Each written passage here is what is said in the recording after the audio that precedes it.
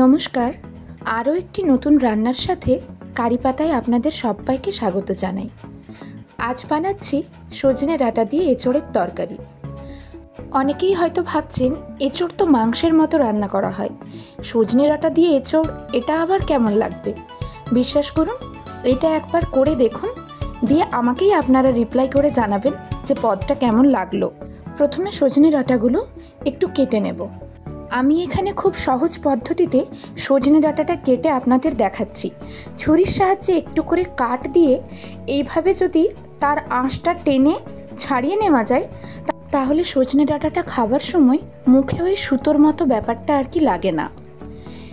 দেখুন কত সহজে আমি ছাড়িয়ে নিয়েছি। সাথে নিচ্ছি আলু, আর ফোড়নের জন্য গোটা জিরে, গোটা গরম মশলা, শুকনো লঙ্কা ও তেজপাতা। এছাড়া নিয়েছি পেঁয়াজ বাটা, আদা রসুন কাঁচা লঙ্কা বাটা আর টক দই।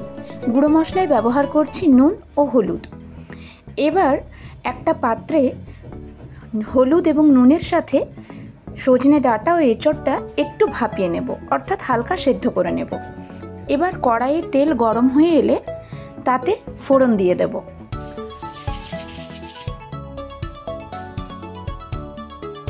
ফোড়নটা একটু নাড়াচাড়া করে তাতে অ্যাড করব 2 চামচ মতন পেঁয়াজ বাটা। পেঁয়াজ বাটাটা একটুক্ষণ কষিয়ে নিয়ে যোগ করব আদা রসুন কাঁচা ও শুকনো লঙ্কা বাটা। এখানে শুকনো লঙ্কা চাইলে স্কিপ করা যায়। মশলাটা একটুক্ষণ কষিয়ে রান্না করে নেব। সেই ফাঁকে একটা বাটিতে 1.5 কাপ মতন ফ্যাটানো দই নিয়ে তার মধ্যে কাশ্মীরি লাল লঙ্কার গুঁড়ো ও হলুদ গুঁড়ো খুব ভালোভাবে মিশিয়ে একটা পেস্ট বানিয়ে নেব। পেঁয়াজ আদা রসুন লঙ্কা বাটার পেস্টটা একটু কষে এলে তার মধ্যে দইয়ের মিশ্রণটা অ্যাড করে আবারও মশলাটা তেল ছেড়ে আসা পর্যন্ত রান্না করে নেব। অ্যাড করব একটু সামান্য চিনি, এবং আমার কাছে টমেটো ছিল না বলে এক্ষেত্রে আমি ইউজ করছি 1.5 চামচ মতন টমেটো কেচাপ। এরপরে অ্যাড করব ডুমো করে কেটে রাখা আলু।